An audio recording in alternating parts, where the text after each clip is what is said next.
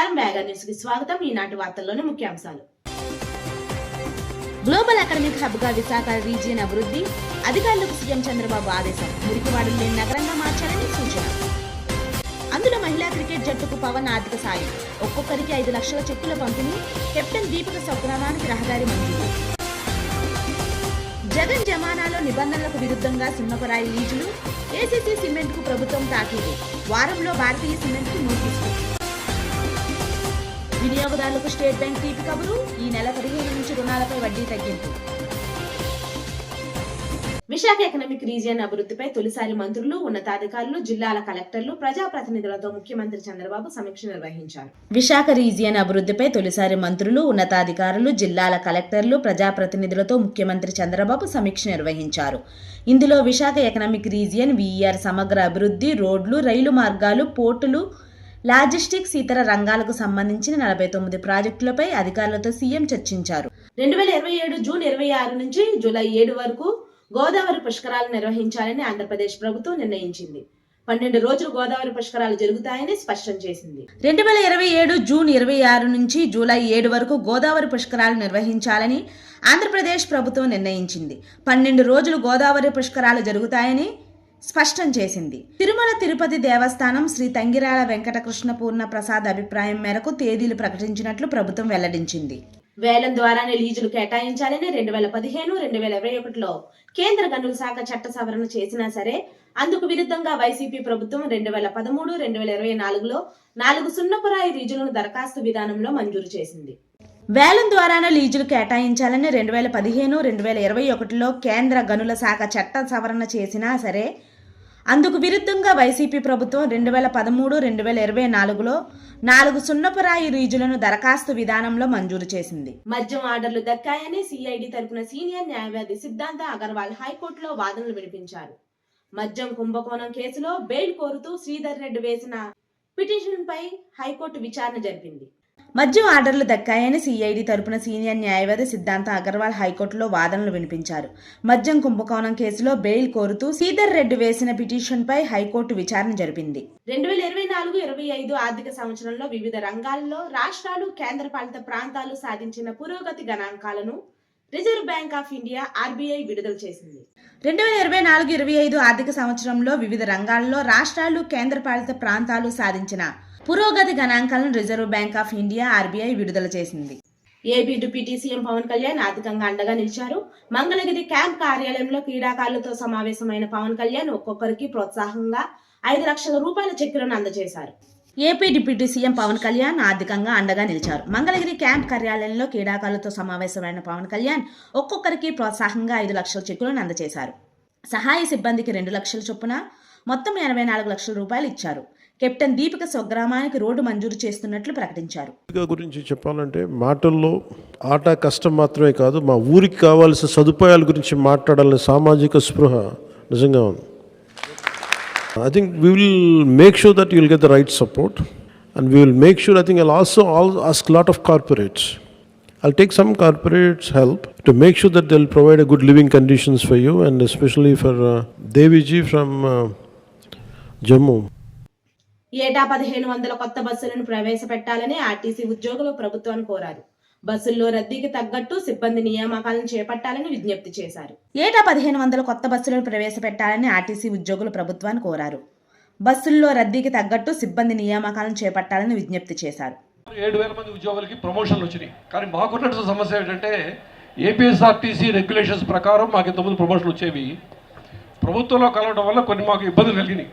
వాటిలన్నీ అధిగమించి స్వయాన ముఖ్యమంత్రి గారు ఈ ఫైల్ క్లియర్ చేయబట్టి మాకు 7,000 మంది ఉద్యోగస్తులకి ఈ మధ్య ప్రమోషన్లు వచ్చినాయి. దానికి కూడా ప్రభుత్వానికి ప్రత్యేకంగా కృతజ్ఞతలు తెలియజేసుకుంటూ ఉన్నాను. ఈహెచ్ఎస్లో ఉన్నప్పటికీ టెర్మినల్ ఇల్నెస్ ఉన్న వాళ్ళకి, అంటే దీర్ఘకాలిక వ్యాధులతో బాధపడుతున్న వాళ్ళకి మందులు ఇవ్వడానికి సర్వింగ్ వాళ్ళకి లేదు, రిటైర్ వాళ్ళకి లేదు. ఎస్టిమేట్ వేయిస్తున్నాము. వీలైనంత త్వరలో దీనికి సంబంధించిన ఉత్తర్వులు కూడా ఇవ్వడం జరుగుతుంది. ఆమె చర్యలతో ఒప్పందాలు అమలు వద్దనుకున్నట్లు వైసీపీ జగన్ స్పష్టం చేశారు. ఆస్తులన్నీ తన స్వాధ్యతమని, షర్మిలకు ఎలాంటి చట్టబద్ధమైన హక్కులు లేవని చెన్నైలోని జాతీయ కంపెనీ అప్లెట్ ట్రిబ్యునల్ కు నివేదించారు. ఆమె చర్యలతో ఒప్పందాలు అమలు వద్దనుకున్నట్లు వైసీపీ జగన్ స్పష్టం చేశారు. ఆస్తులన్నీ తన స్వాధ్యతమని, షర్మిలకు ఎలాంటి చట్టబద్ధమైన హక్కులు లేవని చెన్నైలోని జాతీయ కంపెనీ అప్లెట్ ట్రిబ్యునల్ కు నివేదించారు. కాకినాడ నగరంలో ట్రాఫిక్ నియంత్రణను బలోపేతం చేసేందుకు కాకినాడ నగరంలోని 18 ప్రాంతాల్లో ట్రాఫిక్ సిగ్నల్ కు ఏర్పాటుకు గుర్తించడం జరిగిందని, త్వరలోనే వీటిని ప్రజా వినియోగంలోకి తీసుకురానున్నట్లు కాకినాడ నగరపాలక సంస్థ ఇన్ఛార్జ్ కమిషనర్ ఎన్వివి సత్యనారాయణ వెల్లడించారు. Commissioner and director of municipal administration Sampath Kumar Tadepalli నుంచి నిర్వహించిన వీడియో కాన్ఫరెన్స్లో ఆర్టీజీఎస్ అమలు, ఎలక్ట్రానిక్ వాహనాల ప్రోత్సాహం, ఆటోలను క్రమబద్ధీకరించడం, సునకాల నియంత్రణపై సుప్రీంకోర్టు మార్గదర్శకాల అమలు, అన్నా క్యాంటీన్ల నిర్వహణ వంటి అంశాలపై సమీక్ష జరిగింది. ఈ సందర్భంగా ఇన్ఛార్జ్ కమిషనర్ ఎన్వివి సత్యనారాయణ మాట్లాడుతూ, సివిఎంఏ ఆదేశాల మేరకు ఆర్టీజీఎస్ వ్యవస్థలో ఎటువంటి లోపాలు జరగకుండా చర్యలు చేపడతామని, ట్రాఫిక్ సిగ్నల్స్ ప్రతిష్టాపన బాధ్యతలను 2 ఏజెన్సీలకు అప్పగించామని, సిగ్నల్స్ త్వరలోనే పూర్తి స్థాయిలో ప్రారంభిస్తామని తెలిపారు. కాకినాడలో ఉన్న కార్పొరేషన్ పరిధిలో ఉన్న ఏరియాలో ట్రాఫిక్ ఇబ్బంది చాలా ఎక్కువగా ఉంది కాబట్టి ట్రాఫిక్ని కంట్రోల్ చేయడం కోసం 4 విషయాలు వారు సర్వే పెట్టారు. ఒకటి, ట్రాఫిక్ ఎక్కువ జనరల్ మన సెంటర్ని 18 గుర్తించడం జరిగింది. ఈ 18 సెంటర్లను కూడా ట్రాఫిక్ సిగ్నల్స్ని ఏర్పాటు చేయడం, సీసీ కెమెరాస్ని ఏర్పాటు చేయడం, మూడోది ఏంటంటే జిబ్రాస్ లైట్స్ని ఏర్పాటు చేయడం, నాలుగోది సంబంధించింది ఏంటంటే ట్రాఫిక్ ఎవరు వెళ్ళితే ఫ్యాన్ లైట్స్ కూడా మనం ఏర్పాటు చేయడం జరిగింది. దీంట్లో ముఖ్యంగా మనకి 18 పాయింట్లను కూడా మనకు 5 ట్రాఫిక్ సిగ్నల్స్ని మనకు వర్క్ చేయడం జరిగింది. 2 ఏజెన్సీలు గుర్తించడం జరిగింది. ఒకటి లీడ్ యాప్స్ అనేవాళ్ళు ఒకరు, 2 ఎస్పీటీ యాప్స్ అనేవాళ్ళు 2 ఇద్దరు వచ్చారు. వాళ్ళిద్దరికీ కూడా మొత్తం మనకి ఒకరేమో 13 సెంటర్లో ఏర్పడేటికి ఒక ఏజెన్సీ, అదేవిధంగా 5 సెంటర్లో ఏర్పడేటికి ఒక ఏజెన్సీ కూడా మనం ఏర్పాటు చేయడం జరిగింది. ఇక మనకి ఈ ట్రాఫిక్ ముందు కమిషన్గా మనం చేయవలసిన బాధ్యత ఏంటంటే ముఖ్యంగా ట్రాఫిక్ లైట్స్ని ఏర్పాటు చేయాలి. రెండోది ఏంటంటే స్టాప్ లైన్స్ని మనం ఏర్పాటు చేయాలి. ఈ 2 ఏర్పాటు చేయడం వల్ల ఎవరైనా ఆ రూల్స్ని వైలేట్ చేస్తే వాళ్ళకి ఫైల్ కూడా ఇంపోజ్ చేసి చలన ద్వారాలో గవర్నమెంట్కి కట్టడం జరుగుతుంది. కాకినాడ జగన్నాథపురంలో యూత్ ఆఫ్ యూనిటీ ఆధ్వర్యంలో Peddapudi Kumar mega cricket tournament నిర్వహించారు. క్రిస్మస్ వేడుకల్లో భాగంగా నిర్వహించే ఈ టోర్నమెంట్ ను కాకినాడ సిటీ ఎమ్మెల్యే వనమాడి కొండబాబు ప్రారంభించారు. ముఖ్య అతిథిగా కాకినాడ సిటీ ఎమ్మెల్యే వనమాడి కొండబాబు హాజరయ్యి క్రికెట్ నిర్వాహకులను అభినందించారు. ఎమ్మెల్యే బ్యాటింగ్ చేసి యువకులను ఆశ్చర్యపరిచారు. ప్రతి సంవత్సరం క్రిస్మస్ వేడుకల్లో భాగంగా ఈ టోర్నమెంట్ నిర్వహించడం జరుగుతుందని, సుమారు 6 జట్లు పాల్గొంటున్నట్లు కుమార్ తెలిపారు. ఎక్సైజ్ అనేది చెప్పడం జరిగింది. అలాగే మాకు సిటీ కోఆర్డినేటర్ ఉమ్మ చిన్న గారు ప్రతి నిమిషం కూడా మా వెంట ఉంటూ మమ్మల్ని ఎంతో సపోర్ట్ చేస్తూ, మమ్మల్ని ఎంకరేజ్ చేస్తూ ఇప్పుడు ఆయన మాతో ఉంటారు. అదేవిధంగా ఇక్కడ ఉన్న యువత అంతా కూడా వీళ్ళెవరో కాదు, మేము అందరం కూడా కుటుంబ సభ్యుల్లాగా ఒక అన్నదమ్ముల్లా మేమందరం కలిసి ప్రతి ఒక్కరిని కూడా ప్రోత్సహించి ఈ క్రికెట్ టోర్నమెంట్ నిర్వహించడంలో ఉద్దేశం ఏంటంటే మేమందరం కూడా ఒక ఐక్యతగా ఉన్నాము అని తెలియడం కోసం, అలాగే ప్రతి ఒక్కరం కూడా కలిసిపోవడానికి ఇది ఒక వేదికగా మేము నిర్ణయించుకొని ఈ టోర్నమెంట్ పెట్టడం జరుగుతుంది. గత 8 సంవత్సరాల నుంచి కూడా ఎంతో ఘనంగా ఎంతో చక్కగా నిర్వహిస్తున్నాము. అదంతా కూడా వీళ్ళందరి సహకారం, అందరూ కూడా చక్కగా మాకు సపోర్ట్ చేస్తూ చాలా సంతోషం. ఈ అవకాశం ఇచ్చిన ప్రతి ఒక్కరికి, అలాగే ముఖ్యంగా మా ప్రీతమ నాయకులు వనమాడి కొండబాబు గారికి, అలాగే సిటీ తెలుగుదేశం పార్టీ అధ్యక్షులకు, అలాగే సిటీ యొక్క నాయకులకు, ప్రతి ఒక్కరికి కూడా పేరు పేరున ధన్యవాదాలు. రాష్ట్ర ముఖ్యమంత్రి నారా చంద్రబాబు నాయుడు రాష్ట్రాన్ని స్వర్ణాంధ్రప్రదేశ్ గా కాకుండా రుణాంధ్రప్రదేశ్ గా మారుస్తున్నారని వైసీపీ ఉత్తరాంధ్ర డివిజనల్ కోఆర్డినేటర్ మాజీ మంత్రి కురసాల కన్నబాబు ఎద్దేవా చేశారు. కాకినాడ వైద్యనగర్లో గల మాజీ మంత్రి కురసాల కన్నబాబు నివాసంలో మీడియా సమావేశం నిర్వహించారు. ఈ సందర్భంగా మాట్లాడుతూ సీఎం చంద్రబాబు గ్లోబల్ ప్రచారం మానుకుని రాష్ట్రంలో ఉన్న గుంతలను పూడ్చే కార్యక్రమం చేపట్టాలని హితవు పలికారు. ఈ మీడియా సమావేశంలో తిమ్మాపురం సర్పంచ్, సీనియర్ నాయకులు, కార్యకర్తలు పాల్గొన్నారు. భయంకరమైన పరిస్థితులు, ప్రపంచం ఎప్పుడు చూడని పరిస్థితులన్నీ చూసాం. అయినా కూడా పథకాలు ఆగలేదు, పేదలకు ఇస్తానన్న మాట తప్పలేదు. మరో పక్కన వైద్యపరంగా ఆదుకునే కార్యక్రమాన్ని ఆపలేదు. ఇన్ని చేసి నేరుగా డీబీటీ కింద డబ్బులు ఇచ్చారు. దానికోసం రాష్ట్ర ఆర్థిక పరిస్థితి సపోర్టివ్గా అప్పు చేస్తే ఆ రోజు ఈ రాష్ట్రాన్ని శ్రీలంక చేస్తారా అని మాట్లాడుతూ ఉండేవారు. మరి ఇప్పుడు ఈ 18 నెలల కాలంలో మీరు చేస్తున్న అప్పులు చూసి ఏం చెప్పాలి? మీ గోబెల్స్ ప్రచారానికి ఏ పేరు పెట్టాలి? ఆ రోజు ఏమేమి మాట్లాడారని చూస్తే రాష్ట్రం శ్రీలంక అవుతుంది ఏప్రిల్ 5వ తేదీ 2022 చంద్రబాబు నాయుడు గారి స్టేట్మెంటు. రాష్ట్రాన్ని శ్రీలంకగా ప్రకటిస్తారేమో. అదే సంవత్సరం ఏప్రిల్ 13, 2022లో స్టేట్మెంటు. మేలుకోపోతే మనకు శ్రీలంక గతే ఈనాడులో కథనాలు. శ్రీలంక పరిస్థితికి రాష్ట్రం కోతవేటు దూరంలో ఉంది. 2022 మే 17న పవన్ కళ్యాణ్ గారి ట్వీట్. శ్రీలంక కంటే రాష్ట్ర అప్పులు 4 రెట్లు. ఇప్పుడు ఆర్థిక మంత్రిగా ఉన్న పయ్యావుల కేశవ్ గారు.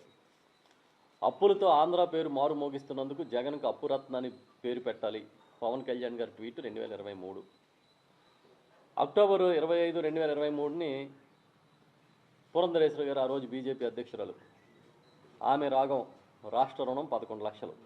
ఇంకెవరినో తీసుకొస్తారు, వాళ్ళేమో 14 లక్షలు అంటారు. ఈవిడే 2023లోనేమో 11 లక్షలు అంది, మళ్ళీ 12.5 లక్షలు అప్పు అయిపోయిందని 2024 ఏప్రిల్లో చెప్పింది. ఇలా ఏంటంటే చెప్పిన అబద్ధం చెప్పకుండా పచ్చి అబద్ధాలని ప్రజల చెవుల్లోకి ఎక్కించి నిజంగానే ఇదేమో అప్పుల ఊబిలోకి వెళ్ళిపోతుందేమో రాష్ట్రం అన్నంత దుష్ప్రచారం చేశారు. తీరా చూస్తే ఇవాళ ఇంత పెద్ద సంపద సృష్టికర్త, ఇంత పెద్ద సీనియారిటీ ఏమైపోయిందో మనకు అర్థం కాదు. పోనీ తెచ్చిన డబ్బులు ఏమన్నా ప్రజలకి పథకాల పేరిట అకౌంట్లో వేసారా అంటే అది లేదు. ఇంకా అమరావతిలో తుప్పలు కొడుతూనే ఉన్నారు, నీళ్లు తోడుతూనే ఉన్నారు. మళ్ళీ అమరావతి కోసం ప్రత్యేకమైన అప్పులు, గ్రోత్ ఇంజిన్లు, ఈ గ్రోత్ కారిడార్లు, ఇవన్నీ తర్వాత చూద్దరు. కానీ ముందు గోతుల సంగతి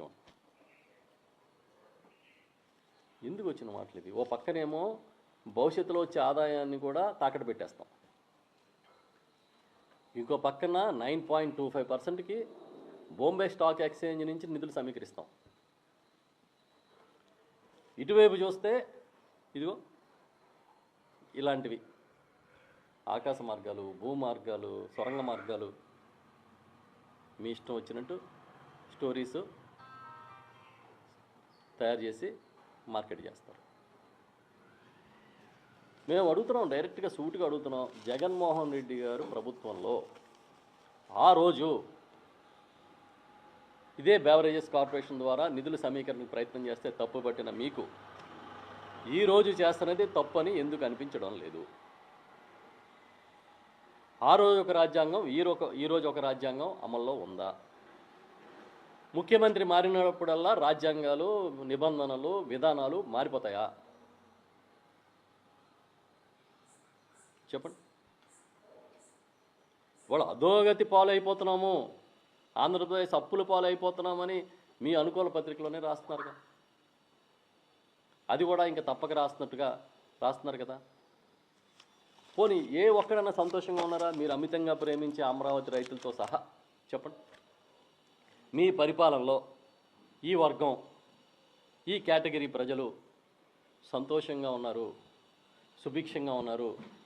రైతులు, మహిళలు, విద్యార్థులు, కార్మికులు, కూలీలు, మీ ఇష్టం, ఉద్యోగులు. పోనీ మీరు తెచ్చిన అప్పులు ఏమన్నా ఆరోగ్యశ్రీ బకాయిలు తీర్చారా? ఫీజు రింబర్స్మెంట్ బకాయిలు కట్టారా? పోనీ మీరు చెప్పినట్టుగా ఆడబిడ్డని ఇది ఇచ్చారా? ఏం చేశారు?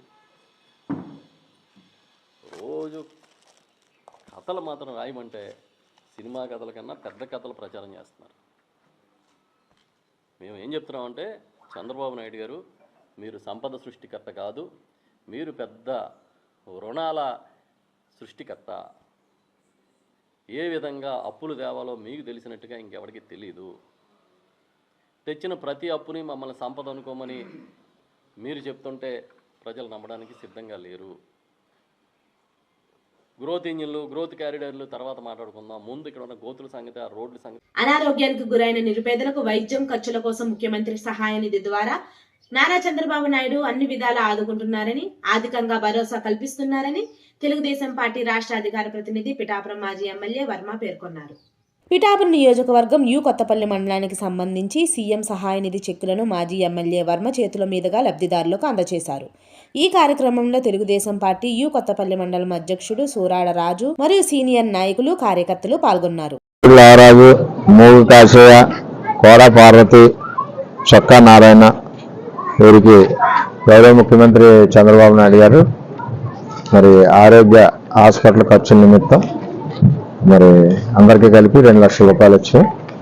అంటే చంద్రబాబు నాయుడు గారు ఇంటికి పెద్ద కొడుకుగా ఉంటానో ఎవరికి ఆపద వచ్చినా ముందుంటానని తెలియజేశారు. అందులో భాగంగానే ఒకసారి ఎవరైనా ఇంట్లో అనారోగ్యం పాలవుతే ఆ కుటుంబం ఆర్థికంగా ఇబ్బంది పడుతుంది కాబట్టి వారందరికీ కూడా ముఖ్యమంత్రి సహాయ నిధి నుంచి మరి ఆర్థికంగా ఆదుకున్నందుకు ఉప్పాడ గ్రామం నుంచి ముఖ్యమంత్రి చంద్రబాబు నాయుడు గారికి ధన్యవాదాలు తెలియజేస్తున్నాను. పవర్ స్టార్ పవన్ కళ్యాణ్, ఉస్తాద్ గబ్బర్ సింగ్ చిత్రం దర్శకుడు హరీష్ శంకర్ పిఠాపురం పాదగయ క్షేత్రాన్ని దర్శించి శ్రీ రాజరాజేశ్వరి సమేత శ్రీ ఉమా కుక్టేశ్వర స్వామి పురుహూతిక అమ్మవార్లకు ప్రత్యేక పూజలు నిర్వహించారు. ప్రముఖ తెలుగు చలనచిత్ర దర్శకులు హరీష్ శంకర్ కాకినాడ జిల్లా పిఠాపురంలోని సుప్రసిద్ధ శైవ క్షేత్రం స్వయంభూ శ్రీ రాజరాజేశ్వరి సమేత శ్రీ ఉమా కుక్కుటేశ్వర స్వామివారి దేవస్థానం పాదగయ మహాపుణ్యక్షేత్రాన్ని, శ్రీ పురుహూతిక శక్తిపీఠాన్ని, స్వయంభూ శ్రీ దత్తాత్రేయ స్వామివారిని, ఆలయ పరివార దేవతలను దర్శించుకుని స్వామివారి తీర్థప్రసాదాలను స్వీకరించి తరించారు. ఈ సందర్భంగా దర్శకులు హరీష్ శంకర్ మీడియాతో మాట్లాడుతూ జనసేనాని, రాష్ట్ర డిప్యూటీ సీఎం, పిఠాపురం నియోజకవర్గ శాసనసభ్యులు కొణిదెల పవన్ కళ్యాణ్ హీరోగా తాను దర్శకత్వం వహిస్తున్న చలనచిత్రంలోని ఒక పాటను ఈరోజు సాయంత్రం రిలీజ్ చేయనున్న సందర్భంగా ఆ కార్యక్రమం, ఆ చలనచిత్రం విజయవంతం కావాలని తాను ఎంతో భక్తి విశ్వాసాలతో ఆరాధించే పిఠాపురం శ్రీ కుక్కుటేశ్వర స్వామివారిని దర్శించుకుని స్వామివారి అనుగ్రహాన్ని పొందాలని ఈ క్షేత్రానికి రావడం జరిగిందని తెలిపారు. దర్శకులు హరీష్ శంకర్కు దేవస్థానం వేద పండితులు ఆశీర్వచనం చేసి స్వామి అమ్మవార్ల తీర్థ ప్రసాదాలను అందించారు. ఈ సందర్భంగా హరీష్ శంకర్కు స్థానిక జనసేన నాయకులు, పాదగయ దేవస్థానం మాజీ చైర్మన్ ఆగంటి ప్రభాకరరావు, కర్రి దుర్గాప్రసాద్, పవన్ కళ్యాణ్ అభిమానులు ఆయనకు ఘన స్వాగతం పలికారు.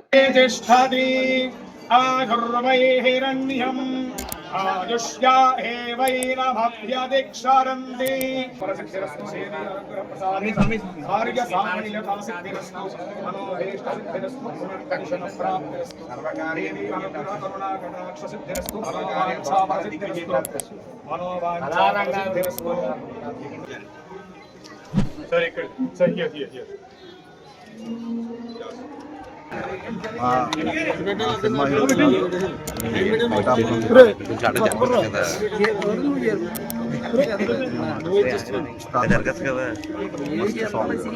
సాయంత్రం రాజమండ్రి ఆగిపోయి సందర్భంగా ముందు ఇక్కడ పిఠాపురం వచ్చి స్వామివారి దర్శనం తీసుకొని స్వామివారి దర్శనం చేసుకొని ఆశీర్వాదం తీసుకొని సాయంత్రం సాంగ్ లాంచ్ అయ్యారు. ఆ కార్యక్రమం సినిమా షూటింగ్ స్టార్ట్ అయ్యింది.